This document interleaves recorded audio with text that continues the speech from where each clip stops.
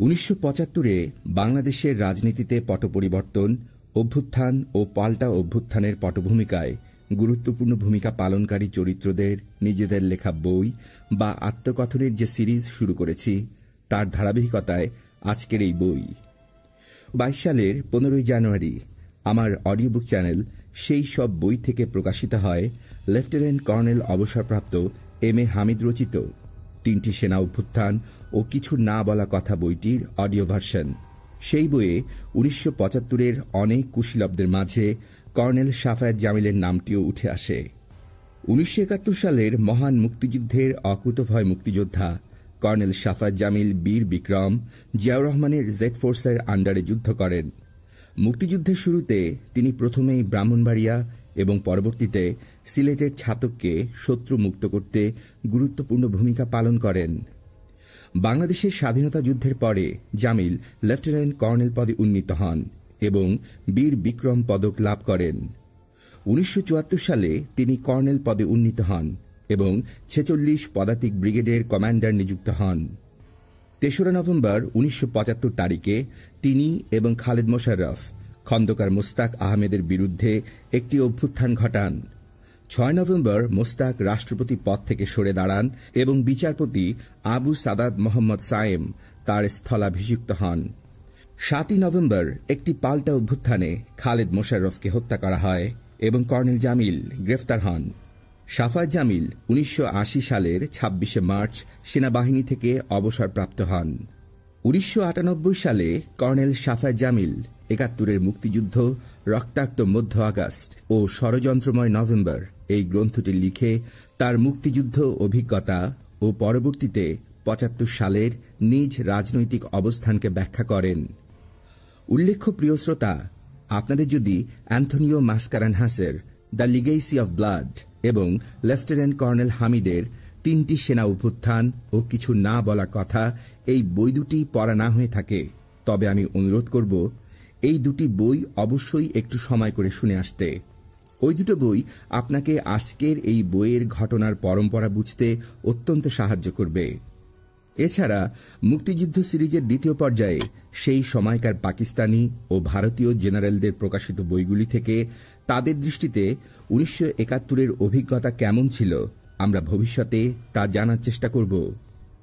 পাকিস্তানি বাহিনীর সর্বাধিনায়ক জেনারেল আবদুল্লাহ নিয়াজির বই the betrayal of east Pakistan, মুক্তিযুদ্ধের অন্যতম ব্লুপ্রিন্ট প্রণয়নকারী জেনারেল রাও ফরমান আলীর বই হাউ পাকিস্তান গট ডিভাইডেড, 1971-এর 25 মার্চ অপারেশন সার্চলাইটের পরিকল্পনাকারী জেনারেল খাদিম রাজা হোসেনের লেখা বই a stranger in my own country এবং জেনারেল নিয়াজির public relation officer general Salik সিদ্দিকের লেখা বই এ উইটনেস টু সারেন্ডার বা নিয়াজির আত্মসমর্পণের দলিল, এই বইগুলি পর্যায়ক্রমে পাঠ করা হবে।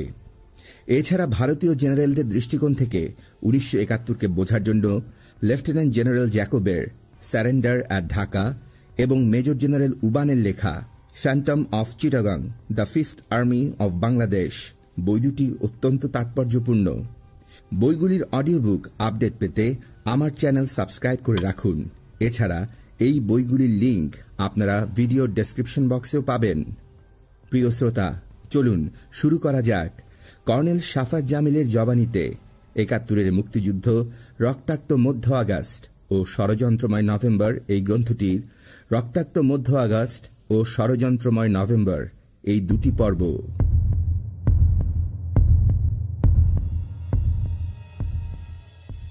আমি এমনিতে সকাল 6টার দিকে ঘুম থেকে উঠি। সেদিনও আমার ঘুম ভাঙল ঠিক একই সময়ে। অবশ্য স্বাভাবিকভাবে নয়, ঘুম ভাঙল দরজার উপর অসহিষ্ণু করাঘাতের শব্দে। এভাবেই শুরু হল 75-এর 15 আগস্টের ভোর আমার। এরপর থেকে একের পর এক ঘটতে থাকল অন্যরকম ভয়ঙ্কর সব ঘটনা। সে রাতে আমি যখন ঘুমাতে যাই তখন প্রায় 3টা বেজে গিয়েছিল। এর আগে এক বিয়ের অনুষ্ঠান থেকে ফিরে 11টার দিকে যখন শুতে যাওয়ার প্রস্তুতি নিচ্ছি, তখন হঠাৎ শুনতে পেলাম বাড়ির বাউন্ডারি ওয়ালের বাইরে থেকে প্রতিবেশী ব্রিগেডিয়ার সিআর দত্ত ডাকছেন আমাকে। দেয়ালের ওপাশে দাঁড়িয়ে তিনি। কৌতূহল নিয়ে এগিয়ে গেলাম। সিআর দত্ত ওপাশ থেকেই বললেন, সাফায়েত, নোয়াখালীর কাছে একটা ইন্ডিয়ান হেলিকপ্টার ক্র্যাশ করেছে। ক্রুদের সবাই মারা গেছে ওই দুর্ঘটনায়। লাশগুলো সিএমএইচে পড়ে আছে। আমি যাচ্ছি ডিসপোজালের ব্যবস্থা করতে, তুমিও চলো।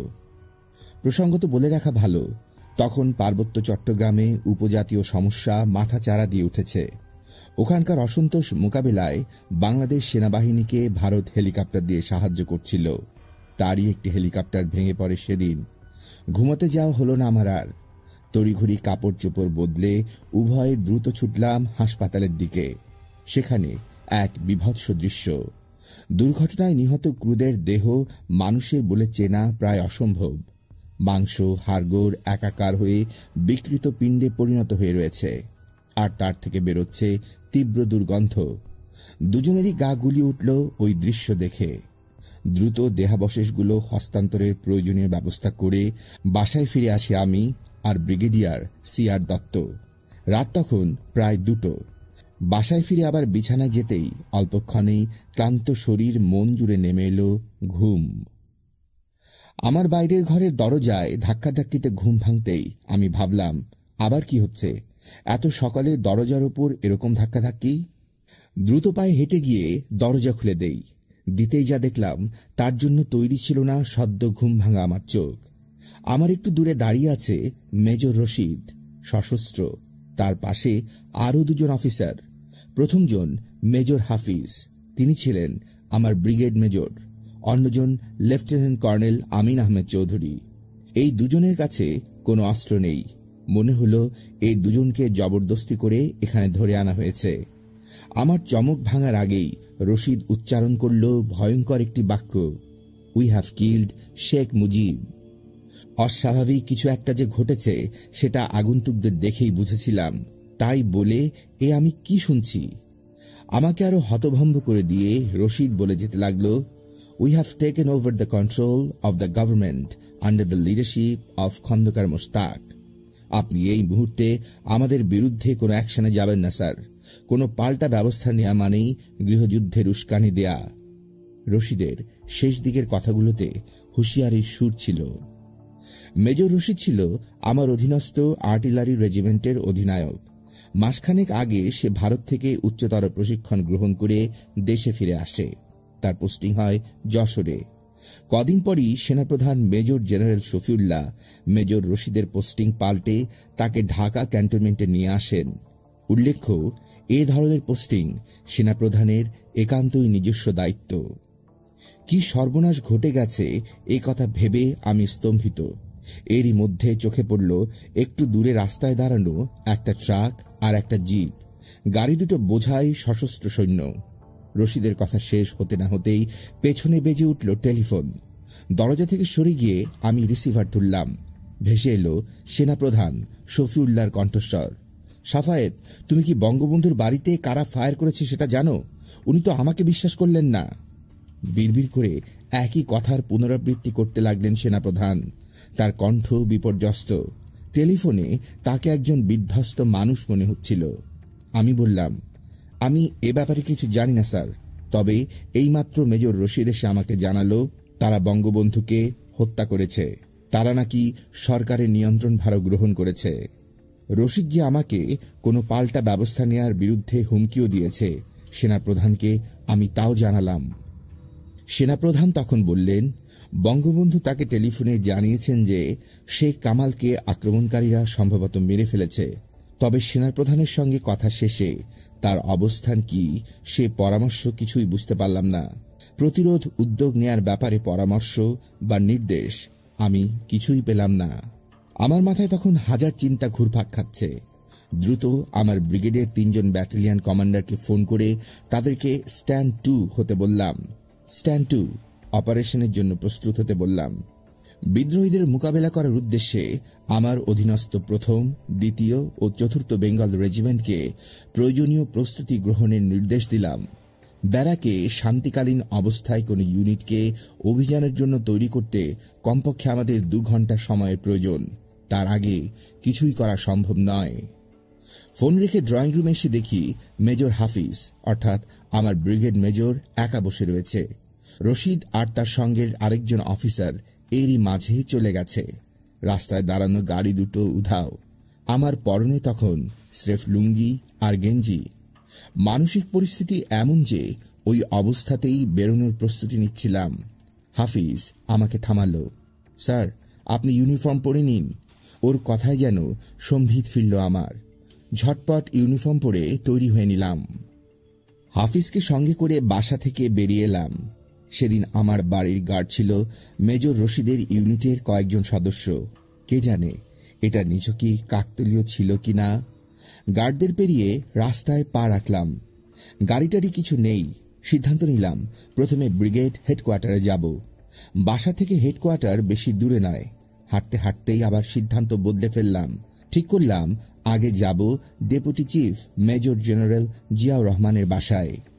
ডেপুটির কাছ থেকে কোনো নির্দেশ বা উপদেশ পাওয়া যেতে পারে। মুক্তিযুদ্ধের সময় তার ঘনিষ্ঠ সান্নিধ্যে আমি ছিলাম। একসঙ্গে অনেক সময় আমরা কাটিয়েছি। তার উপর আমার একটা আস্থা ও বিশ্বাস ছিল। ডেপুটি চিফ জিয়ার বাসভবন আমার বাসা ও ব্রিগেড হেডকোয়ার্টারের মাঝামাঝি। জিয়ার বাসার দিকেই পা চালালাম দ্রুত। কিছুক্ষণ ধাক্কাধাক্কির পর দরজা খুললেন ডেপুটি চিফ স্বয়ং। অল্প আগে ঘুম থেকে ওঠা চেহারা, স্লিপিং ড্রেসের পায়জামা আর স্যান্ডো গেঞ্জি গায়ে। একদিকের গালে শেভিং ক্রিম লাগানো, আরেক দিক পরিষ্কার।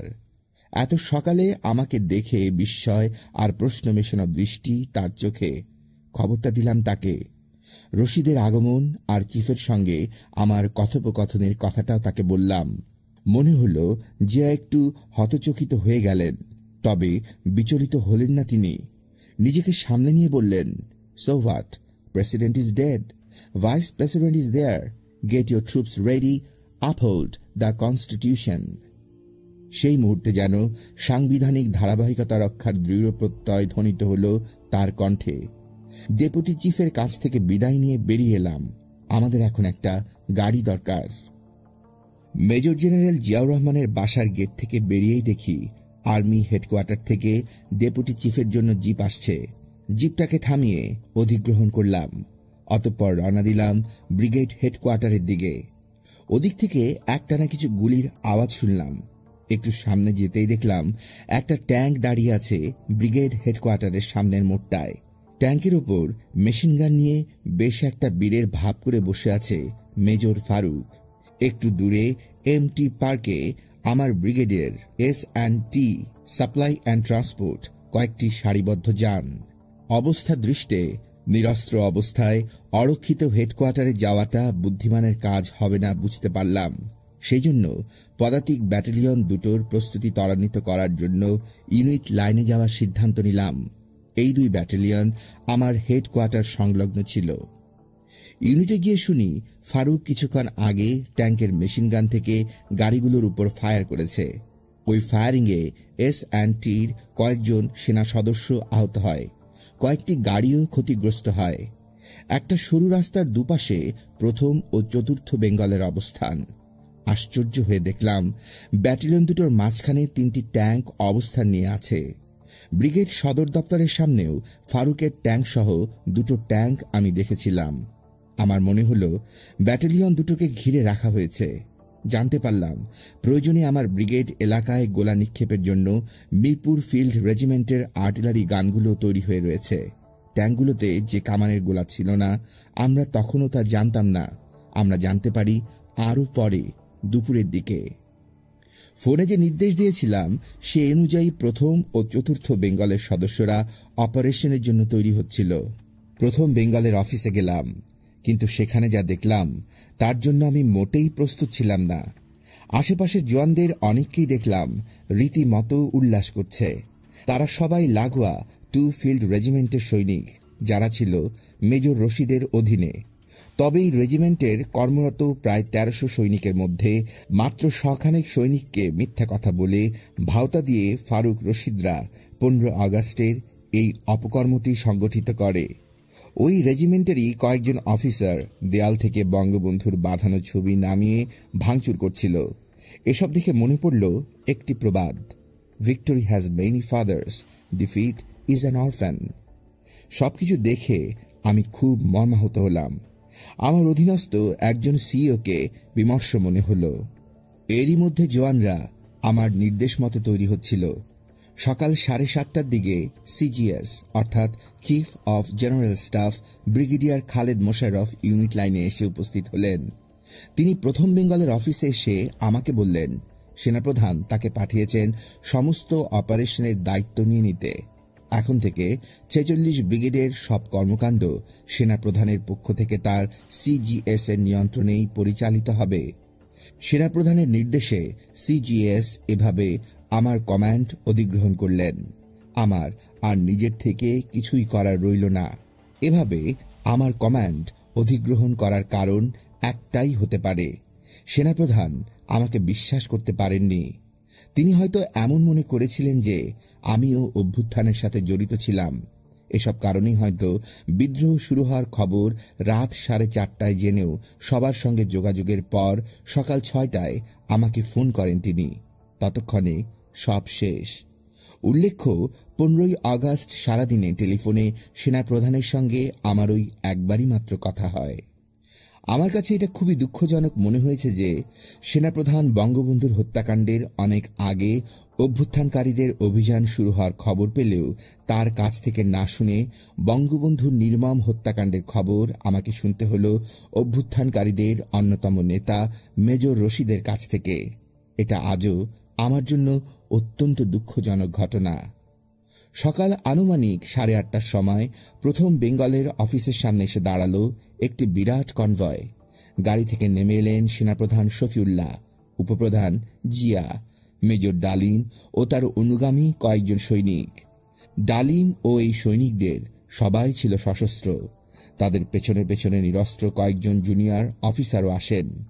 একটু পর এয়ার চিফ A.K. খন্দকার এবং নেভাল চিফ M.H. খানও এসে পৌঁছলেন। এরই মধ্যে বিদ্রোহ দমনের প্রস্তুতি প্রায় সম্পন্ন করে ফেলেছি আমরা। আমি আশা করছিলাম বিমান বাহিনীর সহায়তায় সেনা সদরের তত্ত্বাবধানে বিদ্রোহ দমনে একটি সমন্বিত আন্তঃবাহিনী অভিযান পরিচালনার ব্যবস্থা নেওয়া হবে। কারণ ট্যাঙ্ক বাহিনীর বিরুদ্ধে পদাতিক সেনাদল এককভাবে কখনোই আক্রমণ যুদ্ধ পরিচালনা করে না। সেক্ষেত্রে পদাতিক সেনাদলের সহায়ক শক্তি হিসেবে বিমান অথবা ট্যাঙ্ক বাহিনীর সহায়তা প্রয়োজন। অত্যন্ত দুঃখের সঙ্গে আমি লক্ষ্য করলাম, সেনাপ্রধানের তত্ত্বাবধানে বিদ্রোহ দমনের কোনো যৌথ পরিকল্পনা তো করা হলই না, একই সঙ্গে উপস্থিত 3 বাহিনীর প্রধানকে সঙ্গে নিয়ে মিনিট 10 পরে সেনাপ্রধান সবাইকে নিয়ে রেডিও স্টেশনের উদ্দেশ্যে চলে গেলেন। সেনাপ্রধান এবং সঙ্গীরা প্রথম বেঙ্গলে মাত্র মিনিট 10 ছিলেন। এরই মধ্যে আমি সেনাপ্রধানের সঙ্গে পরামর্শ ও তার অনুমতিক্রমে জয়দেবপুরে অবস্থানরত একটি ব্যাটালিয়ন অধিনায়ক হিসেবে তাৎক্ষণিকভাবে লেফটেন্যান্ট কর্নেল আমিন আহমেদ চৌধুরীর পোস্টিংয়ের ব্যবস্থা করলাম। অফিসারটি ওই ব্যাটালিয়নেরই সাবেক অফিসার ছিলেন। সেই সংকটময় মুহূর্তে ব্যাটালিয়নটিতে কোনো সিনিয়র অফিসার না থাকায় আমি এ ব্যবস্থা নেই। কথাটা এজন্য বলছি যে সেনাপ্রধান তার কয়েকটি সাক্ষাৎকার ও রচনায় উল্লেখ করেছেন যে তিনি আমাকে সেদিন প্রথম বেঙ্গলের ইউনিট লাইনে বা ব্রিগেড হেডকোয়ার্টারে দেখেননি, বা আমি তার কাছ থেকে এক ধরনের দূরত্ব রেখে চলেছিলাম। ব্রিগেডিয়ার খালেদ মোশাররফ ব্রিগেড হেডকোয়ার্টারে ফিরলেন ঘণ্টাখানেক পর। তিনি আমার অফিসে বসে সমস্ত কর্মকাণ্ড পরিচালনা করতে লাগলেন।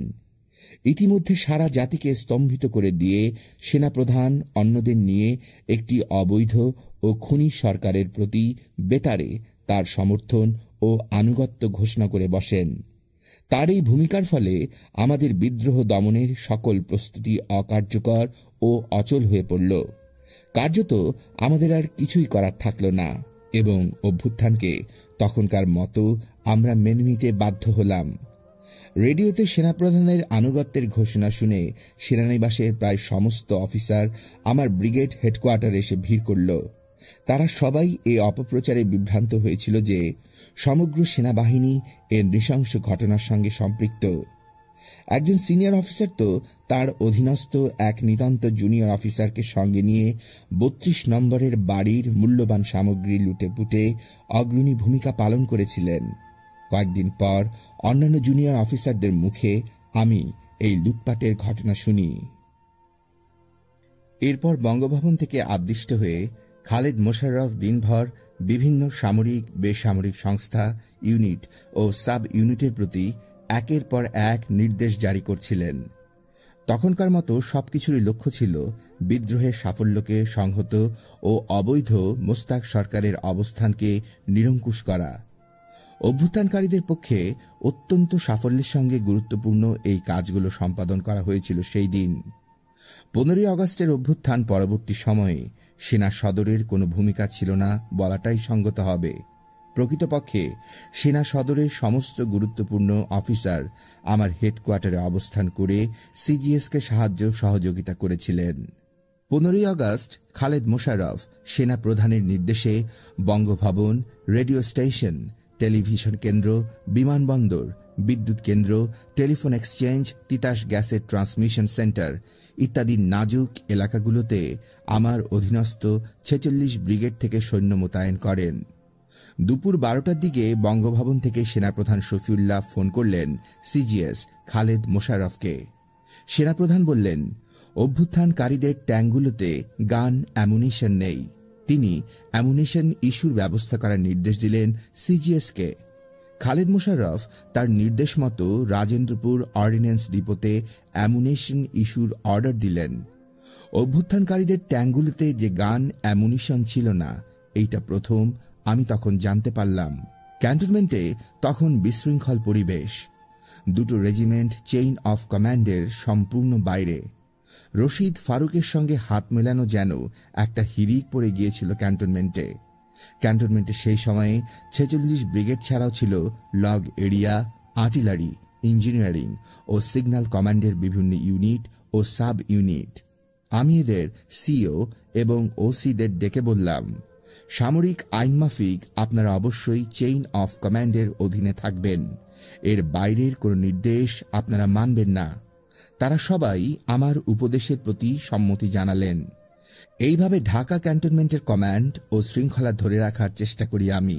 তা না হলে এদের অনেকেই হয়তো বিদ্রোহীদের প্রতি প্রকাশ্য আনুগত্য স্বীকার করে তাদের শক্তি বৃদ্ধি করতেন। দুপুরে খবর পেলাম কুমিল্লা থেকে অনেক সৈন্য নির্দেশ ছাড়াই সিভিল বাস ও ট্রাকে করে অভ্যুত্থানকারীদের সঙ্গে যোগ দিতে ঢাকায় আসছে। কুমিল্লার ব্রিগেড কমান্ডার তখন কর্নেল আমজাদ আহমেদ চৌধুরী। তিনি র্যাঙ্কের দিক থেকে আমার সমকক্ষ, কিন্তু বয়স ও চাকুরিতে আমার অনেক সিনিয়র। আমি তাকে অনুরোধ করলাম সৈনিকদের ঢাকায় আসতে না দিতে।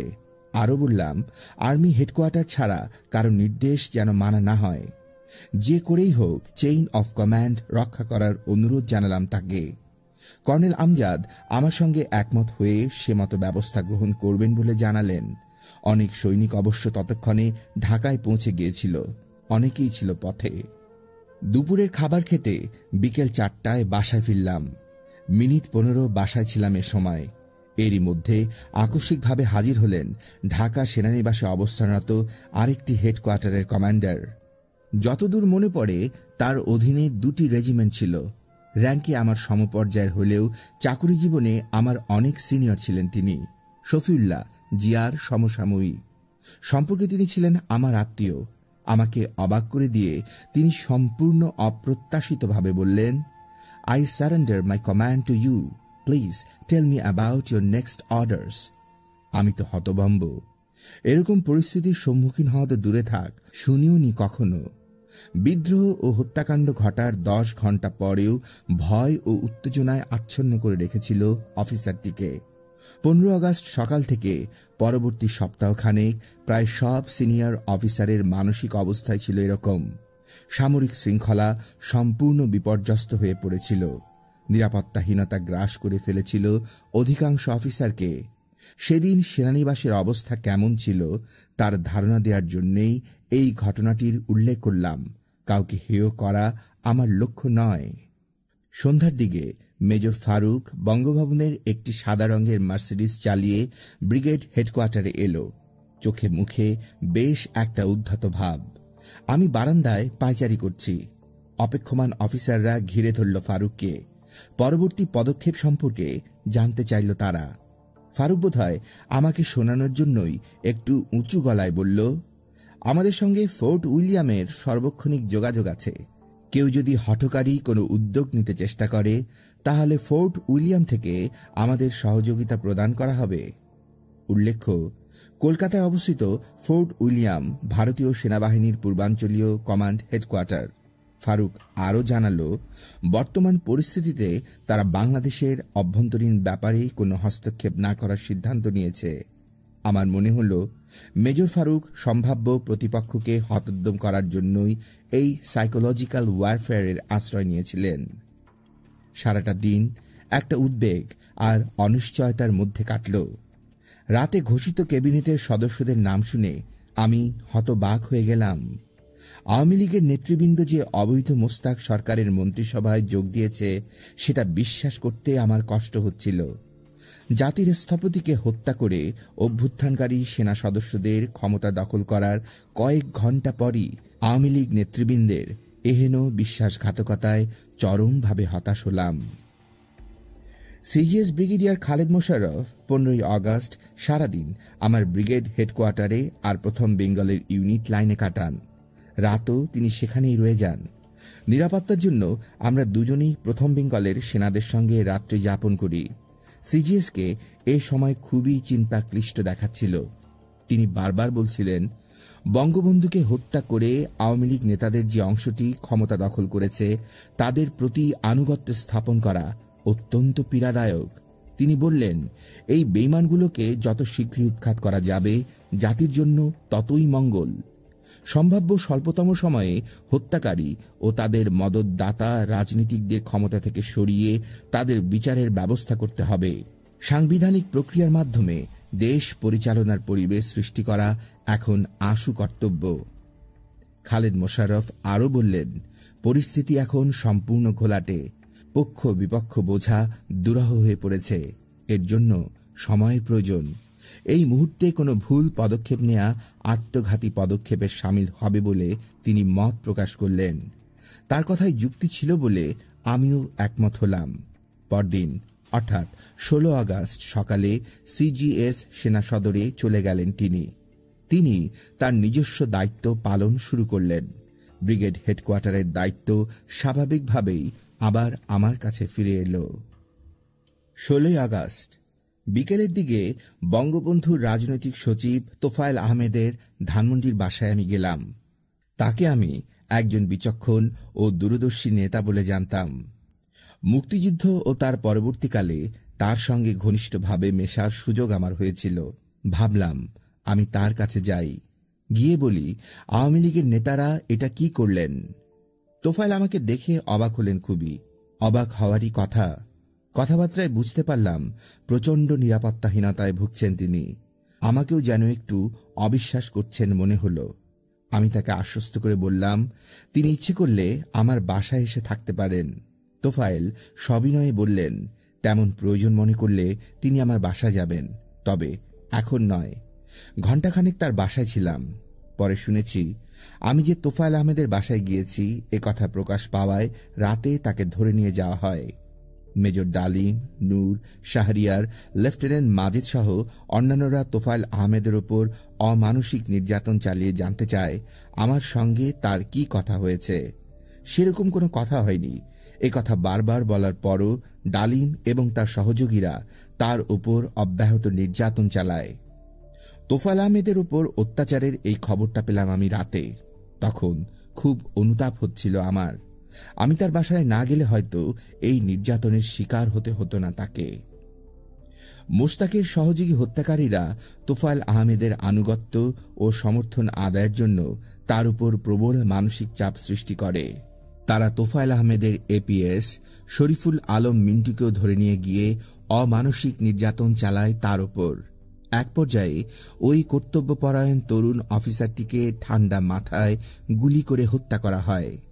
শোনা যায় অবসরপ্রাপ্ত ক্যাপ্টেন মাজেদ এই নির্মম কাজটি করে। হত্যাকারী ওই অফিসারটি এখনও সরকারি চাকরিতে বহাল তবিয়তে রয়েছে।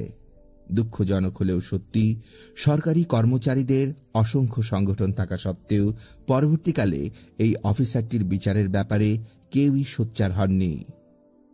অভ্যুত্থান পরবর্তী কয়েকদিনে বিদ্রোহীরা ঢাকার কয়েকজন বিশিষ্ট ব্যক্তিকে সোহরাওয়ার্দী উদ্যান ও বেতার কেন্দ্রে স্থাপিত নিজেদের ক্যাম্পগুলোতে ধরে নিয়ে গিয়ে নিগ্রহ করে।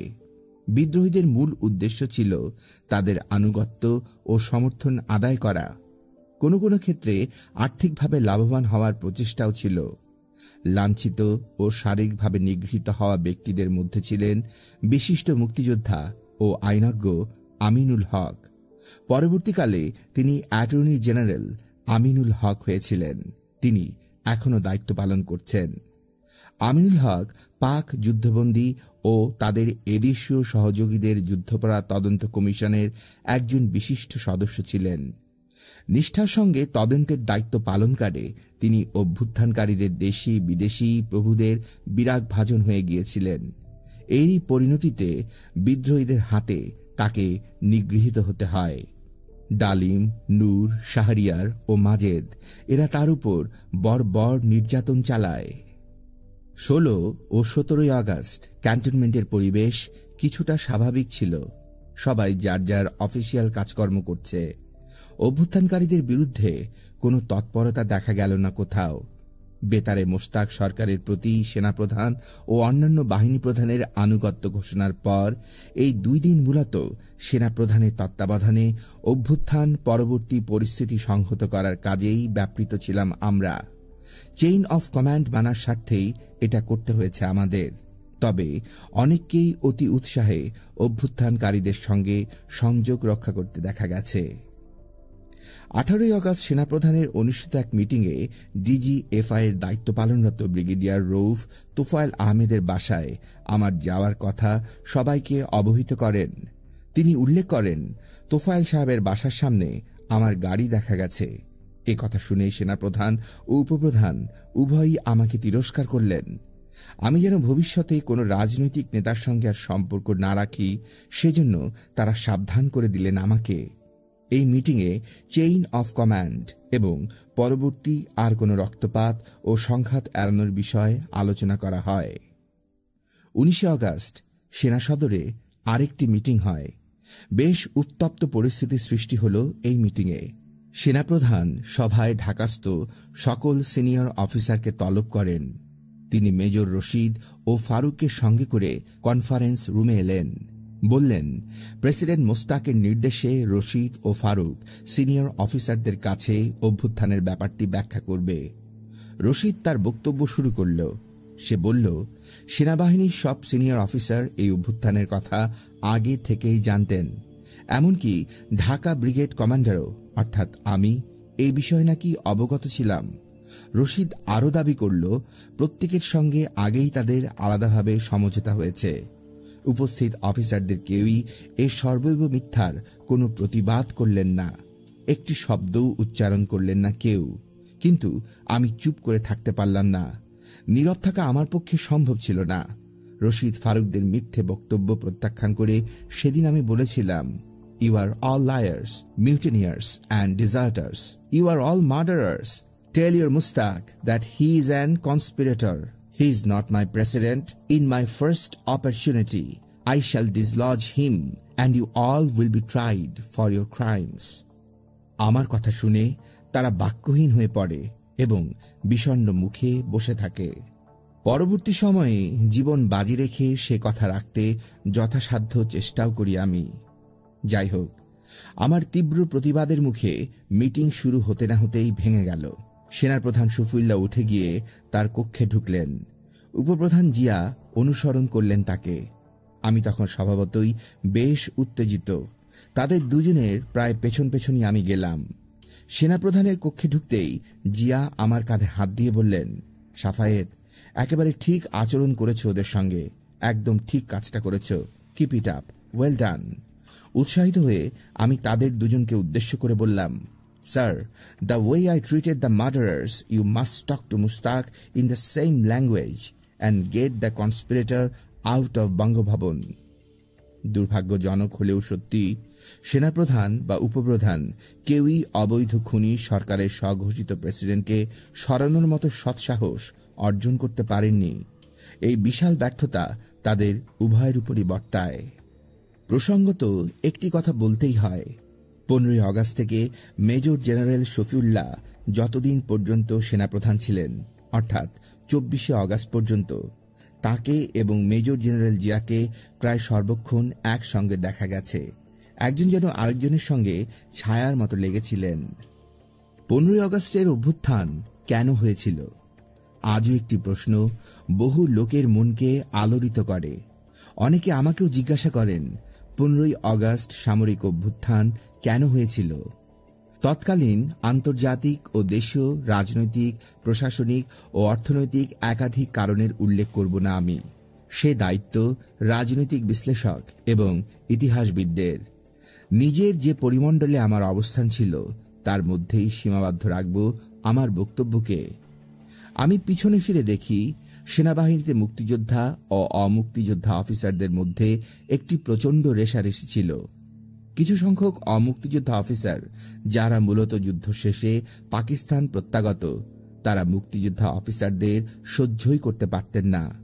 কয়েকজন সিনিয়র অমুক্তিযোদ্ধা অফিসার বাংলাদেশে প্রত্যাবর্তনের সঙ্গে সঙ্গে মুক্তিযোদ্ধা অফিসারদের বিরুদ্ধে একের পর এক ষড়যন্ত্র ও চক্রান্তের জাল বিস্তার করতে শুরু করেন। দুঃখজনক হলেও সত্যি, বঙ্গবন্ধুর মহানুভবতায় তারা রাষ্ট্রীয় ও সেনাবাহিনীর বিভিন্ন গুরুত্বপূর্ণ পদে অধিষ্ঠিত করেন। তাদের ষড়যন্ত্রের প্রধান লক্ষ্যই ছিল চরিত্র হননের মাধ্যমে সিনিয়র মুক্তিযোদ্ধা অফিসারদের শপথ থেকে সরিয়ে গুরুত্বপূর্ণ পদগুলোকে দখল করে নেয়া এবং পরবর্তীকালে রাষ্ট্রীয় ক্ষমতা করায়ত্ত করা। আমার মতো একজন মাঝারি র্যাঙ্কের অফিসারও তাদের ঘৃণ্য চক্রান্ত থেকে রেহাই পায়নি। চক্রান্তকারীরা সুকৌশলে রাষ্ট্রপ্রধানকে পর্যন্ত জড়িত করতে দ্বিধাবোধ করেনি। এরকম দু একটি ঘটনার উল্লেখ করলে পাঠকবৃন্দ বুঝতে পারবেন চক্রান্ত ও ষড়যন্ত্র কোন পর্যায়ে গিয়ে পৌঁছেছিল। প্রথমবার আমাকে চিহ্নিত করা হয় গোপন সশস্ত্র সরবরাহ পার্টির সমর্থক হিসেবে এবং দ্বিতীয়বার সুতা চোরাচালানকারীর পৃষ্ঠপোষক রূপে, কিন্তু কোনো অভিযোগই তারা আমাকে ফাঁসাতে পারেনি। 75-এর ফেব্রুয়ারি মাস, আমি ব্রিগেড নিয়ে সাভার এলাকায় ট্রেনিংয়ে ব্যস্ত। আকস্মিকভাবে একদিন বঙ্গবন্ধু আমাকে ডেকে পাঠালেন তার বাসভবনে। 32 নম্বরের 3 তলায় বঙ্গবন্ধুর সঙ্গে দেখা হতে কোনো ভূমিকা ছাড়াই তিনি বললেন, তোমার বিরুদ্ধে একটা গুরুতর অভিযোগ আছে। আমি নিজেই ইনভেস্টিগেট করব বলে তোমার চিফ বা ডেপুটি চিফ কাউকেই কথাটা জানাইনি, তার প্রয়োজনীয়তাও নেই। তোমার উপর আমার সম্পূর্ণ আস্থা আছে বলেই আমি নিজে এর ভার নিয়েছি। আমার দৃঢ় বিশ্বাস আমাকে মিথ্যা রিপোর্ট দেয়া হয়েছে। হতবাক হয়ে জিজ্ঞাসা করলাম, স্যার, আমার অভিযোগটা কি? জবাবে বঙ্গবন্ধু জানালেন, একজন বিশিষ্ট ব্যক্তি তাকে বলেছেন সিরাজ শিকদারের মৃত্যুর মাত্র 1 সপ্তাহ আগে নাকি তার সঙ্গে আমার একটি গোপন বৈঠক হয়েছে। অভিযোগটি একেবারেই ভিত্তিহীন ছিল বলে আমি জোর গলায় কিন্তু বিনয়ের সঙ্গে তা অস্বীকার করি। বলতে দ্বিধা নেই, সিরাজ শিকদারের সঙ্গে আমার কখনো পরিচয় বা কখনো দেখাও হয়নি। শুধু নামেই তিনি পরিচিত ছিলেন আমার কাছে। বঙ্গবন্ধু আমাকে অত্যন্ত স্নেহ ও বিশ্বাস করতেন। আমার স্পষ্ট জবাব শোনার পর তিনি বললেন, go back to your duties.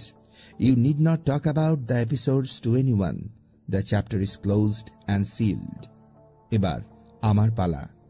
আমি বারবার অনুরোধের পর বঙ্গবন্ধু সাবেক বিচারপতি B.A. সিদ্দিকীর নাম বললেন, যিনি এই মিথ্যা তথ্য বঙ্গবন্ধুকে দিয়েছিলেন। আমার জানা ছিল সেই বিচারপতি সাহেবের এক ঘনিষ্ঠ আত্মীয় তখন পুলিশ স্পেশাল ব্রাঞ্চে SB-তে কর্মরত ছিলেন, খুব সম্ভবত ওই সংস্থাটির প্রধান হিসেবে। বুঝতে অসুবিধা হল না যে SB বা স্পেশাল ব্রাঞ্চ ও DGFI উভয় মিলেই এটা করেছে। হিসাবও খুব সহজেই তখন মিলে গেল। DGFI প্রধান ছিলেন ব্রিগেডিয়ার রৌফ। তার পৌরোহিত্যে ওই সংস্থাটির অমুক্তিযোদ্ধা অফিসাররা SB প্রধানের সর্বাত্মক সহযোগিতায় এরকম একটি নির্জলা মিথ্যা রিপোর্ট তৈরি করেন। বিশ্বাসঘাতকতা অর্জনের জন্য তারা একজন সর্বজন শ্রদ্ধেয় প্রাক্তন প্রধান বিচারপতির মাধ্যমে ওই রিপোর্ট বঙ্গবন্ধুর গোচরে আনেন। কি ঘৃণ্য ও হিংসাত্মক মানসিকতা! ব্রিগেডিয়ার রৌফ ও তার সহযোগীরা ওই কাল্পনিক অভিযোগের জাল ফাঁদতে শুরু করেন সিরাজ শিকদারের মৃত্যুর পরদিন থেকেই।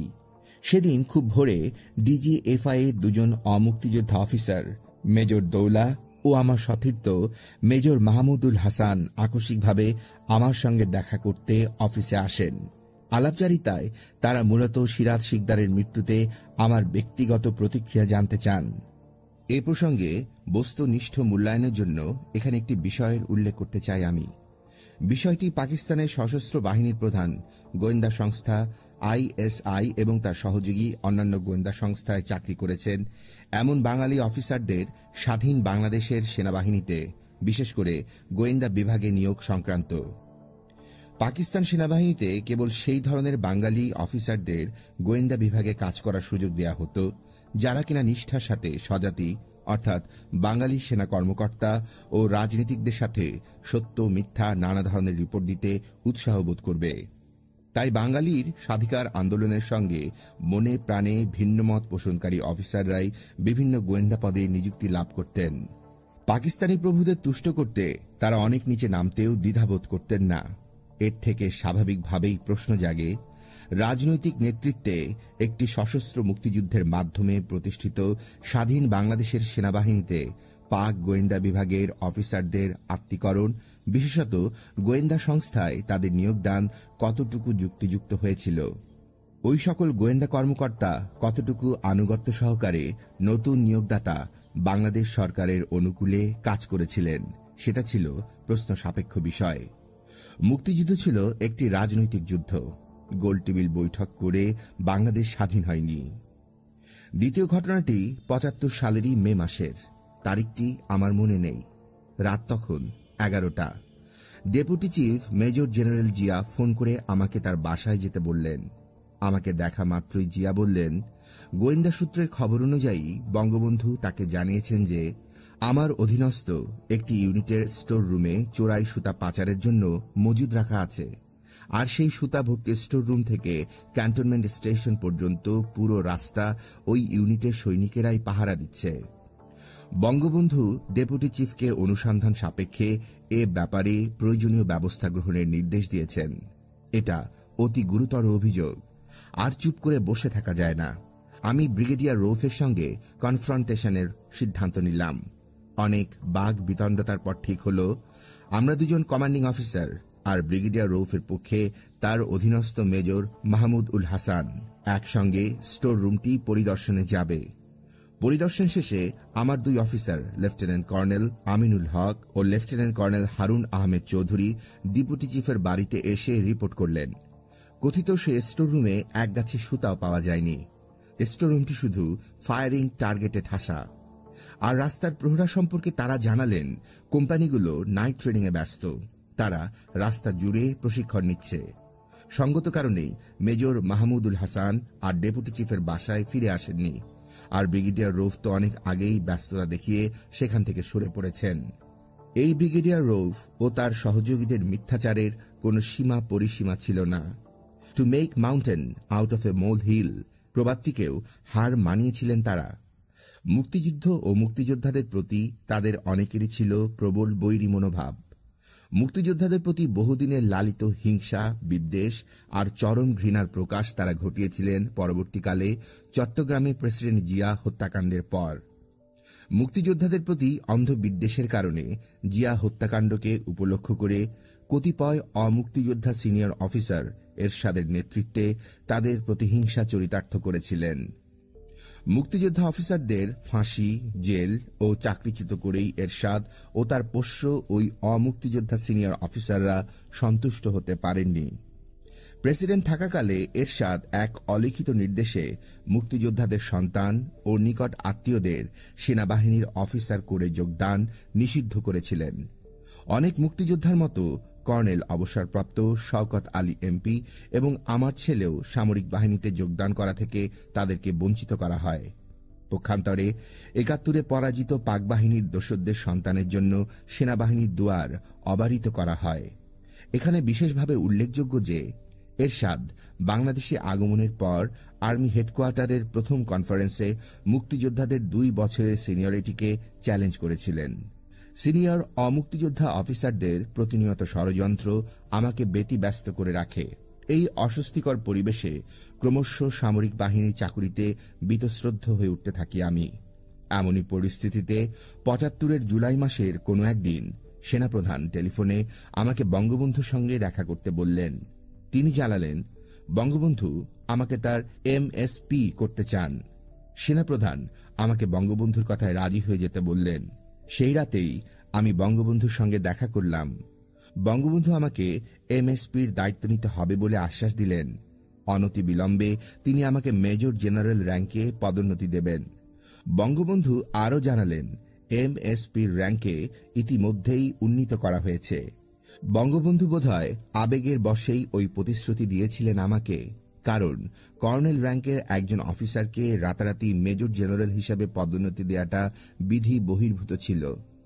রাজনৈতিক ব্যক্তিত্ব হিসেবে বঙ্গবন্ধু হয়তো সামরিক নিয়মকানুন সম্পর্কে ততটা ওয়াকিবহাল ছিলেন না। আমাকে ঘিরে অমুক্তিযোদ্ধা অফিসারদের অব্যাহত চক্রান্তের কথা স্মরণ করে আমি এ স্পর্শকাতর পদে যোগদান করতে অত্যন্ত বিনীতভাবে অপারগতা প্রকাশ করি। মনে হল বঙ্গবন্ধু এতে চটে গিয়ে একটু মনক্ষুণ্ণ হলেন। তোফায়েল আহমেদ তখন রাষ্ট্রপতির রাজনৈতিক সচিব। তিনিও আমাকে ওই পদে যোগদানের অনুরোধ করেন, কিন্তু আমি সবকিছু বিবেচনায় নিয়ে আমার সিদ্ধান্তেই অটল থাকলাম। এছাড়া তখন আমার আর কিছুই করার ছিল না।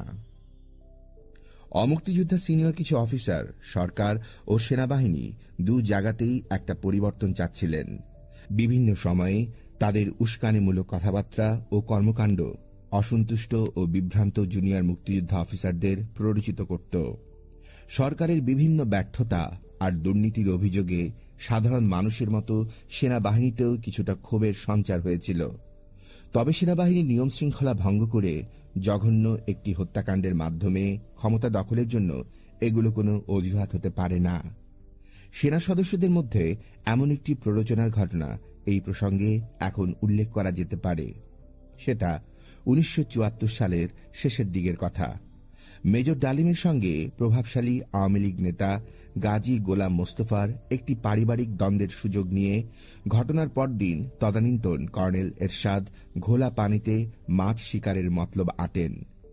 বিশৃঙ্খলা সৃষ্টির উদ্দেশ্যে তিনি একদল তরুণ অফিসারকে নেতৃত্ব দিয়ে তৎকালীন সেনা উপপ্রধান মেজর জেনারেল জিয়ার অফিসে যান এবং ওই ঘটনায় সেনাবাহিনীর সরাসরি হস্তক্ষেপের দাবি করেন।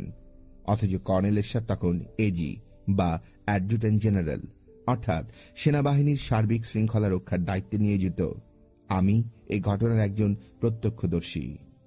সেনা উপপ্রধান তাৎক্ষণিকভাবে কর্নেল এরশাদের ওই অযৌক্তিক দাবি প্রত্যাখ্যান করে তার দায়িত্ববোধ সম্পর্কে সতর্ক করে দেন। বিদ্রোহতুল্য এই আচরণের জন্য জিয়া কর্নেল এরশাদকে তীব্র ভাষায় তিরস্কার করে বলেন, তার এই অপরাধ কোর্ট মার্শাল হওয়ার যোগ্য। এই ঘটনার জন্য ওই দিন বিকালে বঙ্গবন্ধু তার অফিসে সেনাপ্রধান, উপপ্রধান, কর্নেল এরশাদ এবং আমাকে তলব করেন। এরশাদের আচরণের জন্য উপস্থিত সবাইকে কঠোর ভাষায় ভর্ৎসনা তিনি করেন। এরপরও সাবেক সেনাপ্রধান শফিউল্লাহ কর্নেল এরশাদের বিরুদ্ধে কোন শৃঙ্খলামূলক ব্যবস্থা গ্রহণ তো করলেনই না, বরং তার প্রিয়ভাজন এই কর্নেলকে কয়েকদিন পরই দিল্লিতে পাঠিয়ে দিলেন উচ্চতর সামরিক প্রশিক্ষণের জন্য।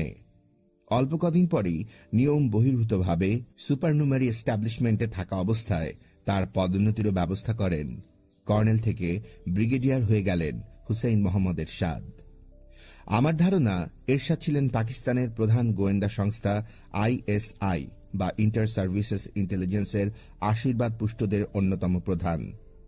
1972 ও 1973 সালে তিনি অন্তত 4 বার বিমানযোগে বিভিন্ন মূল্যবান সামগ্রী পাকিস্তান থেকে রংপুরে তার বাড়িতে পাঠান। আটকে পড়া বাঙালি সামরিক অফিসাররা তখন বিভিন্ন বন্দী শিবিরে নানা রকম দুর্ভোগের মধ্যে দিন কাটাচ্ছিলেন। তখন পাকিস্তান ও বাংলাদেশের মধ্যে কোনো নিয়মিত বিমান চলাচল ছিল না। অনিয়মিতভাবে চলাচলকারী আইসিআরসি বা আন্তর্জাতিক রেড ক্রস এর ভাড়া করা প্লেনে এরশাদ সাহেবের সেসব জিনিসপত্র পাচার করার অপারেশন চালানো হয়। পাক বন্দী শিবিরের তথাকথিত বন্দী এরশাদের পক্ষে আইএসআই এর প্রত্যক্ষ তত্ত্বাবধান ও সার্বিক সহযোগিতা ছাড়া এ ধরনের কাজ করা কোনো ক্রমেই সম্ভব ছিল না। আমার জানা মতে আটকে পড়া প্রায় 1200 অফিসারদের আর কারোরই তার মতো সুযোগ পাওয়ার সৌভাগ্য হয়নি। এরশাদের ওইসব অপারেশনে তৎকালীন সেনাপ্রধান মেজর জেনারেল শফিউল্লাহ পুরোপুরি সহযোগিতা করেছেন। শফিউল্লাহ সাহেব তার এডিসির মাধ্যমে হেলিকপ্টারে করে সেই সব মালামাল রংপুরে পাঠাতেন এবং আমাকে সেগুলো বাড়িতে পৌঁছে দেওয়ার জন্য গাড়ির ব্যবস্থা করতে হতো। আমি তখন রংপুরের ব্রিগেড কমান্ডার। এরশাদ সম্পর্কে আরও কিছু বলার আছে আমার। অভিযোগ শোনা যায়, মুক্তিযুদ্ধের সময় তিনি একাধিকবার বাংলাদেশে আসেন এবং যুদ্ধে যোগ দেওয়ার সুযোগ থাকা সত্ত্বেও পাকিস্তানে ফিরে যান। এ কারণে বাংলাদেশ স্বাধীন হবার পর সরকার পাকিস্তান প্রত্যাগত অফিসারদের সেনাবাহিনীতে আত্মীকরণের জন্য যে নীতিমালা প্রণয়ন করেন, সেই অনুযায়ী তার চাকরিচ্যুতি হওয়ার কথা। একটি নির্দিষ্ট সময়ের মধ্যে যারা বাংলাদেশে এসে যুদ্ধে যোগদানের সুযোগ থাকা সত্ত্বেও পাকিস্তানে ফিরে গেছেন, তাদের এই নীতিমালা অনুযায়ী চাকুরি থেকে অব্যাহতি দেয়া হয়। জনা 50 অফিসারকে এ কারণেই চাকরি হারাতে হয়। কিন্তু একই অপরাধে অভিযুক্ত হওয়ার পরেও এরশাদ চাকরিচ্যুত তো হননি, বরং প্রমোশন সহ এজি বা অ্যাডজুটেন্ট জেনারেল পদে অধিষ্ঠিত হন। এর পেছনে তৎকালীন সেনাপ্রধান ও আওয়ামী যুবলীগের একজন প্রভাবশালী নেতার বিশেষ ভূমিকা ছিল।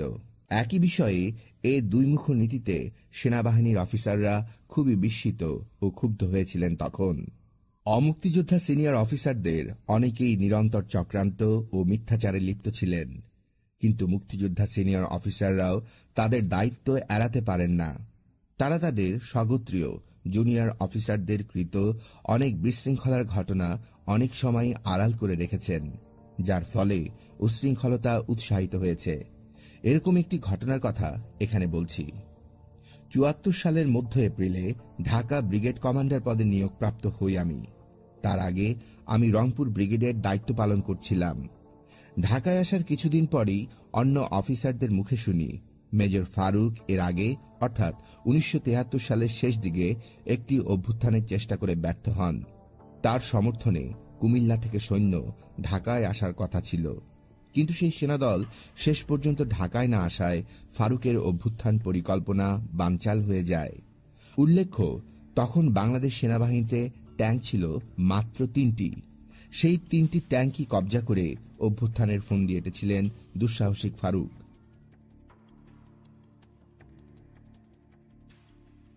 উল্লেখ্য, তখন বাংলাদেশ সেনাবাহিনীতে ট্যাঙ্ক ছিল মাত্র ৩টি। সেই ৩টি ট্যাঙ্ককেই কবজা করে অভ্যুত্থানের ফন্দি এঁটেছিল ফারুক। তার এই পরিকল্পনা ভেস্তে যাবার পর সেনাবাহিনীতে তা ফাঁস হয়ে যায়। ঊর্ধ্বতন অফিসারদের সবাই ফারুকের অভ্যুত্থান সংগঠনের ফন্দির কথা জানতেন, কিন্তু বিস্ময়ের ব্যাপার, এজন্য তার বিরুদ্ধে কোনো শাস্তিমূলক ব্যবস্থা নেওয়া হয়নি। আরও আশ্চর্যের ব্যাপার, ১৯৭৪ সালে মিশরের কাছ থেকে শুভেচ্ছার নিদর্শন হিসেবে ৩২টি ট্যাঙ্ক পাওয়ার পর গঠিত ট্যাঙ্ক রেজিমেন্টটি সেই ফারুকের দায়িত্বেই ঢাকায় মোতায়েন করা হয়। ট্যাঙ্ক রেজিমেন্টটির মোতায়েন সেনাপ্রধানের ভুল সিদ্ধান্তেরই পরিচায়ক। উল্লেখ্য, ঢাকা ও তার পার্শ্ববর্তী এলাকা ট্যাঙ্ক যুদ্ধের জন্য মোটেই উপযোগী নয়। ১৯৭১ সালের মুক্তিযুদ্ধের ইতিহাসও সেই একই কথা বলে। মুক্তিযুদ্ধে উল্লেখযোগ্য ট্যাঙ্ক যুদ্ধগুলো হয়েছে যশোর, হিলি, কুমিল্লা এসব এলাকায়। সেনাপ্রধানের এই ভুল সিদ্ধান্তের পরিপ্রেক্ষিতে ক্ষমতালিপ্সু ষড়যন্ত্রকারী অফিসারেরা পরবর্তীকালে বিদ্রোহ ও হত্যাযজ্ঞের মাধ্যমে রাষ্ট্র ক্ষমতা পরিবর্তন ঘটাতে সক্ষম হয়।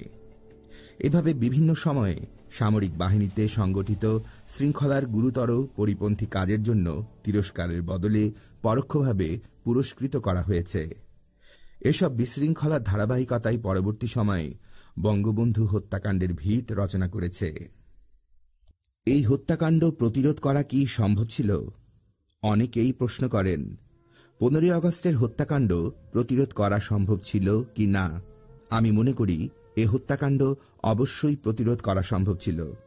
সেনাপ্রধান এজন্য যথেষ্ট সময় পেয়েছিলেন। ডিএমআই পরিচালক সামরিক গোয়েন্দা পরিদপ্তর লেফটেন্যান্ট কর্নেল সালাউদ্দিনের ভাষ্যানুযায়ী সেনাপ্রধান এই বিদ্রোহের কথা তার কাছ থেকে অবহিত হন রাত প্রায় 4:30টায়। ডিএমআই এ তথ্য দিয়েছিলেন ১৯৭৬ সালের ফেব্রুয়ারিতে আমার বিরুদ্ধে এক কোর্ট অফ এনকোয়ারির সময়। কাজেই এটাকে প্রামাণ্য বলে ধরে নেওয়া যায়। সেনাপ্রধান আমাকে ফোন করেন সকাল প্রায় 6টায়। ততক্ষণে সব শেষ। ডিএমআই বলেছেন, সেনাপ্রধান তার উপস্থিতিতে একের পর এক ঢাকা সেনানিবাসে অবস্থানরত প্রায় সব ইউনিট কমান্ডারদের সঙ্গে যোগাযোগ করেন। তিনি সর্বশেষ কথা বলেন আমার সঙ্গে। বিদ্রোহীদের বিরুদ্ধে তাৎক্ষণিক ব্যবস্থা গ্রহণ না করায় এভাবে প্রায় ১.৫ ঘণ্টা মহামূল্যবান সময়ের অপচয় করান। সেনাপ্রধান আমাকে সতর্ক করতে অহেতুক দীর্ঘ বিলম্ব করেন। রাষ্ট্রপতি বঙ্গবন্ধুর প্রাণ রক্ষার জন্য সময়মতো ফোর্স পাঠানোর কোনো সুযোগই আমার তখন ছিল না।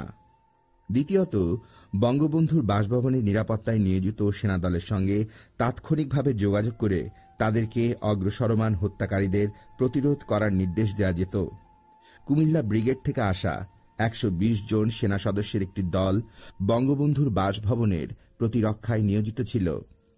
বিধি অনুযায়ী সেনাদলটির প্রশাসনিক দায়িত্ব থাকার কথা ঢাকার স্টেশন কমান্ডার লেফটেন্যান্ট কর্নেল হামিদের ওপর। সার্বিক দায়িত্ব ছিল লগ এরিয়া কমান্ডার এবং সেনাপ্রধানের। বঙ্গবন্ধুর বাসভবন আক্রান্ত হবার সময় এই সেনাদলটিকে সম্পূর্ণ নিষ্ক্রিয় করে রাখা হয়েছিল। বঙ্গবন্ধু নিহত হন আনুমানিক ভোর 6:45টার দিকে। সেনাপ্রধান শফিউল্লাহ রাত 4:30টায় খবর পাওয়ার পরপরই রক্ষীদের কমান্ডারকে ফোনে সতর্ক করে দিলে অভ্যুত্থানকারীরা তাদের এ কথা বোঝাতে পারত যে এটা একটা সামরিক অভ্যুত্থান। বিদ্রোহী অফিসারেরা গার্ডদের বিশ্বাস করাতে সক্ষম হয় যে পুরো সামরিক বাহিনী এই অভ্যুত্থানের পেছনে রয়েছে। এটা মেনে নিয়ে গার্ডরা তাই তাদের আর কোনো বাধা প্রদান করেনি।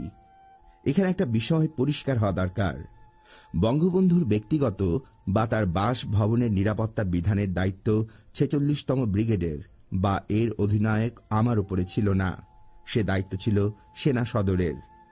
আর সেনা সদর ওই দায়িত্ব ন্যস্ত করেছিল কুমিল্লা ব্রিগেডের সেনাদের ওপর। তৃতীয়ত, 15ই আগস্টের বিদ্রোহ যে একদিনের ষড়যন্ত্র ছিল না সেটা এখন দিবালোকের মতো স্পষ্ট। কিন্তু ডিজিএফআই ও ডিএমআই সহ দেশের অন্যান্য সামরিক ও বেসামরিক গোয়েন্দা সংস্থাগুলো এ ষড়যন্ত্রের কোনো পূর্বাভাস বঙ্গবন্ধু বা সরকারকে দিতে পারেনি। এটা এত বড় ব্যর্থতা যে কোনো মতোই তা মেনে নেওয়া যায় না। বিদ্রোহ সংগঠিত হওয়ার খবর পাওয়ার 1.5 ঘণ্টা পর সেনাপ্রধান আমাকে তা জানান। পরিস্থিতির দৃষ্টে তাই মনে হয় সর্বস্তরে ষড়যন্ত্রটিকে আড়াল করার একটি প্রচ্ছন্ন চেষ্টা ছিল। বিশেষত আমার সম্পর্কে সুতা চোরাচালানকারী ও নিষিদ্ধ সর্বহারা পার্টির সঙ্গে যোগসাজকের ভুয়া গোয়েন্দা তথ্য অতি উৎসাহের সঙ্গে স্বয়ং রাষ্ট্রপতিকে অবহিত করা হলেও বিদ্রোহ সংগঠন ও সরকার উৎখাতের মতো একটা বিশাল ষড়যন্ত্রমূলক তৎপরতার কোনো আভাস গোয়েন্দা সংস্থাগুলো পায়নি, এটা কিন্তু বিশ্বাসযোগ্য নয়। উল্লেখ্য, 15ই আগস্টের আগে বিভিন্ন সময়ে সেনা সদরের অনুষ্ঠিত যেসব বৈঠকে আমি উপস্থিত ছিলাম তার কোনোটাতেই এ ধরনের কোনো ঘটনা ঘটতে পারে সে সম্পর্কে কোনো আশঙ্কা প্রকাশ করা কিংবা সতর্ক থাকার কোনো আভাস দেয়া হয়নি। প্রসঙ্গত একটি বিষয়ের উল্লেখ করা যেতে পারে। 15ই আগস্টের হত্যাকাণ্ডের মাস 2 আগে আমার ব্রিগেডের একমাত্র গোয়েন্দা ইউনিটকে অজ্ঞাত কারণে প্রত্যাহার করে নেওয়া হয়। গোয়েন্দা ইউনিটের কমান্ডার ছিলেন মেজর শামসুজ্জামান। সেনাপ্রধান ওই ইউনিটকে তার অধীনে অধীনস্থ করেন। উল্লেখ্য, অন্যান্য ব্রিগেড কমান্ডারের অধীনস্থ গোয়েন্দা ইউনিটগুলো যথাস্থানেই বহাল ছিল। এর ফলে আমার ব্রিগেডের কোনো গোপনীয় তথ্য পাওয়া থেকে সম্পূর্ণভাবে আমি বঞ্চিত হই। এছাড়াও ছিল সেনাবাহিনীর শীর্ষ পদে রদবদল। 24শে আগস্ট সন্ধ্যা 7:30টার দিকে সেনা উপপ্রধান জিয়া আমাকে তার অফিসে ডেকে পাঠালেন। আমাকে কিছুক্ষণ বসিয়ে রাখলেন তিনি। তার টেবিলে একটা রেডিও দেখলাম। একটু পর জিয়া সেটটি অন করলেন। তখন খবর হচ্ছিল। খবরে জানানো হল সেনাপ্রধান শফিউল্লাহকে প্রেষণে পররাষ্ট্র মন্ত্রণালয়ে বদলি করা হয়েছে। সেনাপ্রধান করা হয়েছে উপপ্রধান জিয়াকে। তার স্থলে উপপ্রধান হয়েছেন তখন দিল্লিতে অবস্থানরত ব্রিগেডিয়ার হুসাইন মোহাম্মদ এরশাদ। ওই দিনই রাতারাতি মেজর জেনারেল পদে উন্নীত করা হয় তাকে। নিতান্ত স্বল্প সময়ের মধ্যে দেশের বাইরে অবস্থানরত এরশাদের এই দুটো বিধি বহির্ভূত পদোন্নতি এবং উপপ্রধানের পদলাভের সঙ্গে 15ই আগস্টের হত্যাকাণ্ডের কোনো যোগসূত্র আছে কিনা সেটা প্রশ্ন সাপেক্ষ। মনে রাখা দরকার, মেজর ডালিম ও গাজী গোলাম মোস্তফার বিরুদ্ধে এরশাদ ডালিমের পক্ষে শৃঙ্খলা বিরোধী জোরালো ভূমিকা রেখেছিলেন। এছাড়া মেজর রশিদ ও ব্রিগেডিয়ার এরশাদ উচ্চতর প্রশিক্ষণের জন্য প্রায় একই সময় দিল্লিতে অবস্থান করছিলেন। এসবের মধ্যে তাই কোনো যোগসূত্র থাকাটা অসম্ভব কিছু নয়। 15ই আগস্টের অভ্যুত্থানকারীদের সঙ্গে এরশাদের ঘনিষ্ঠতা ও তাদের প্রতি তার সহমর্মিতা লক্ষণীয়। পরবর্তী সময়ে দুটো ঘটনা এ প্রসঙ্গে উল্লেখ করা যেতে পারে। প্রথমটি খুব সম্ভবত মেজর জেনারেল জিয়ার সেনাপ্রধানের দায়িত্ব নেয়ার পরবর্তী দ্বিতীয় দিনের ঘটনা। আমি সেনাপ্রধানের অফিসে তার উল্টো দিকে বসে আছি। হঠাৎ করেই রুমে ঢুকলেন সদ্য পদোন্নতিপ্রাপ্ত ডেপুটি চিফ মেজর জেনারেল এরশাদ। এরশাদের তখন প্রশিক্ষণের জন্য দিল্লিতে থাকার কথা। তাকে দেখামাত্রই সেনাপ্রধান জিয়া বেশ রূঢ়ভাবে জিজ্ঞাসা করলেন তিনি বিনা অনুমতিতে কেন দেশে ফিরে এসেছেন। জবাবে এরশাদ বললেন তিনি দিল্লিতে অবস্থানরত তার স্ত্রীর জন্য একজন গৃহভৃত্য নিতে এসেছেন। এই জবাব শুনে জিয়া অত্যন্ত রেগে গিয়ে বলেন, আপনার মতো সিনিয়র অফিসারের এই ধরনের লাগাম ছাড়া আচরণের জন্যই জুনিয়র অফিসারেরা রাষ্ট্রপ্রধানকে হত্যা করে দেশের ক্ষমতা দখলের মতো কাজ করতে পেরেছে। জিয়া তার ডেপুটি এরশাদকে পরবর্তী ফ্লাইটেই দিল্লি ফেরত যাওয়ার নির্দেশ দেন। তাকে বঙ্গভবনে যেতেও নিষেধ করলেন তিনি। এরশাদকে বসার কোনো সুযোগ না দিয়ে জিয়া তাকে একরকম তাড়িয়েই দিলেন। পরদিন ভোরে এরশাদ তার প্রশিক্ষণস্থল দিল্লিতে চলে গেলেন ঠিকই, কিন্তু সেনাপ্রধান জিয়ার নির্দেশ অমান্য করে রাতে তিনি বঙ্গভবনে যান। অনেক রাত পর্যন্ত তিনি সেখানে অবস্থানরত অভ্যুত্থানকারীদের সঙ্গে বৈঠক করেন। এর থেকেই মনে হয় এরশাদ আসলে তাদের সঙ্গে সলা পরামর্শ করার জন্যই সেবার ঢাকায় এসেছিলেন। দ্বিতীয় ঘটনাটি আরও পরের, জিয়ার শাসনামলের শেষ দিকের কথা। ওই সময় বিদেশে অবস্থিত বাংলাদেশের বিভিন্ন দূতাবাসে কর্মরত 15ই আগস্টের অভ্যুত্থানকারী অফিসারেরা গোপনে মিলিত হয়ে জিয়া সরকারকে উৎখাত করার ষড়যন্ত্র করে। এক পর্যায়ে ওই ষড়যন্ত্র ফাঁস হয়ে গেলে তাদের সবাইকে ঢাকায় তলব করা হয়। সম্ভাব্য বিপদ আঁচ করতে পেরে চক্রান্তকারী অফিসারেরা যার যার দূতাবাস ত্যাগ করে লন্ডন সহ বিভিন্ন জায়গায় রাজনৈতিক আশ্রয় নেন। এদিকে বাংলাদেশে সেনাবাহিনীতে কর্মরত কয়েকজন সদস্য একই অপরাধে অভিযুক্ত হয়ে বিচারের সম্মুখীন হন। আরও অনেকের সঙ্গে লেফটেন্যান্ট কর্নেল দিদারের 10 বছর এবং লেফটেন্যান্ট কর্নেল নুরুন্নবী খানের 1 বছর কারাদণ্ড হয়। প্রধান আসামিরা বাংলাদেশের সরকার ও আইনকে বৃদ্ধাঙ্গুলি দেখিয়ে বিদেশে নিরাপদেই অবস্থান করছিল। এই বিচার তাই একরকম প্রহসনেই পরিণত হয়। পরবর্তীকালে জেনারেল এরশাদ রাষ্ট্র ক্ষমতায় আসার পর অভ্যুত্থানকারীদের মধ্যে যারা চাকরি করতে চেয়েছিলেন, এরশাদ তাদেরকে পররাষ্ট্র মন্ত্রণালয়ের চাকরিতে পুনর্বহাল করেন। দ্বিতীয়বারের মতো পুনর্বাসিত হল 15ই আগস্টের অভ্যুত্থানকারীরা। পোস্টিং নিয়ে তাদের অনেকে বিভিন্ন দূতাবাসে যোগ দেয়। শুধু পুনর্বাসনই নয়, এরশাদ আগস্ট অভ্যুত্থানের সঙ্গে জড়িত উল্লেখিত অফিসারদের কর্মস্থলে বিনানুমতিতে অনুপস্থিতিকালে প্রায় 3 বছরের পুরো বেতন ও ভাতার ব্যবস্থাও করে দেন।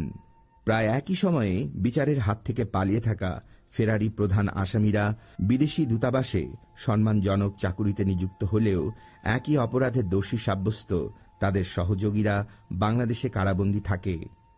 কি অভিনব ও পক্ষপাতমূলক বিচার! প্রশ্ন করতে ইচ্ছে হয়, অভ্যুত্থানকারীদের প্রতি কি দায়বদ্ধতা ছিল প্রেসিডেন্ট এরশাদের যে কর্মস্থল ছেড়ে 3 বছর আইনের হাত থেকে পালিয়ে থাকার পরও 15 আগস্টের অভ্যুত্থানকারীদের বিচার অনুষ্ঠান এড়িয়ে গিয়ে তাদেরকে আবার চাকরিতে পুনর্বহাল করলেন তিনি। 15 আগস্টের অভ্যুত্থানের মাধ্যমে প্রত্যক্ষভাবে উপকৃত হওয়াতেই অভ্যুত্থানকারীদের ঋণ শোধ করতে এরশাদ এ কাজ করেছিলেন কিনা এ প্রশ্ন জাগা স্বাভাবিক। ঘটনা প্রবাহ থেকে এ কথা মনে করা মোটেই অযৌক্তিক নয় যে 15ই আগস্টের অভ্যুত্থান ও হত্যাকাণ্ডের পেছনে এরশাদের একটি পরোক্ষ কিন্তু জোরালো ভূমিকা ছিল। অবাক করার মতো ঘটনা যে এরশাদের উত্তরসূরি জিয়ার সহধর্মিনীর শাসনামলে ওইসব ফেরারি আসামিরা তাদের চাকুরিস্থল শুধু বহালই থাকেননি, পদোন্নতিও পেয়েছিলেন। 24শে আগস্টের ঘটনায় আবার ফেরত আসি। আমি তখন সদ্য সেনাপ্রধান হিসেবে পদোন্নতি পাওয়া জেনারেল জিয়ার অফিসে বসে আছি। Chief of defence staff major general Khalilur রহমানকে পাঠানো হয় আমার ব্রিগেড হেডকোয়ার্টারে।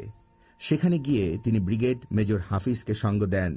এর উদ্দেশ্য একটাই হতে পারে, তা হল আমাদের দুজনকে সতর্ক পাহারার মধ্যে রাখা। জিয়া আমাকে তার অফিসে বসিয়ে রেডিওর খবর শুনিয়ে দিলেন হয়তো এজন্যই, যাতে কিছু আর বলতে না হয়। কিছুক্ষণ পর নতুন সেনাপ্রধান জিয়ার অফিস থেকে বাসায় ফিরে এলাম। একটু পরই ফোন বেজে উঠল। সেনাপ্রধান শফিউল্লাহর কণ্ঠস্বর। তিনি বললেন, রেডিওর খবর শুনেছ সাফায়েত? হ্যাঁ স্যার, শুনলাম। স্যার, আপনি অবৈধ সরকারের অবৈধ আদেশ মানতে বাধ্য নন, এটা আপনি মানবেন না। তা কি করে হয় সাফায়েত? আমার কথা কি কেউ শুনবে? সেনাপ্রধান কি অবৈধ মোস্তাক সরকারের বদলির নির্দেশ প্রত্যাখ্যান করতে পারতেন না? খুনিদের সঙ্গ ত্যাগ করাই তো তার উচিত ছিল। সেনাপ্রধান সেদিন যদি এটা করতেন, তাহলে হয়তো পরবর্তী ইতিহাস অন্যভাবে লিখিত হতো। সাংবিধানিক বৈধতার প্রশ্ন তুলেই তিনি মোস্তাককে ক্ষমতা ছেড়ে দিতে বাধ্য করতে পারতেন। একটি নিরপেক্ষ নির্দলীয় সরকারের অধীনে নির্বাচনের পরিস্থিতি তৈরি তিনি করতে পারতেন, এবং ওই মুহূর্তে জাতি সেরকম একটা কিছুই আশা করছিল। সেটা করা হলে দেশ ও জাতির ওপর দীর্ঘ অবৈধ সামরিক শাসনের জোয়াল চেপে বসত না। প্রিয় শ্রোতা, কর্নেল সাফায়েত জামিলের লেখা ৭১-এর মুক্তিযুদ্ধ, রক্তাক্ত মধ্য আগস্ট ও ষড়যন্ত্রময় নভেম্বর এই গ্রন্থটির শেখ মুজিবুর রহমান হত্যাকাণ্ড, রক্তাক্ত মধ্য আগস্ট পর্বটি আমরা শেষ করলাম। আপনাদেরকে এই গ্রন্থের দ্বিতীয় অংশ ষড়যন্ত্রময় নভেম্বর অর্থাৎ ৭ই নভেম্বরের অংশটি শোনার জন্য আমন্ত্রণ জানাচ্ছি। পরবর্তী পর্বে আপনাদের স্বাগতম।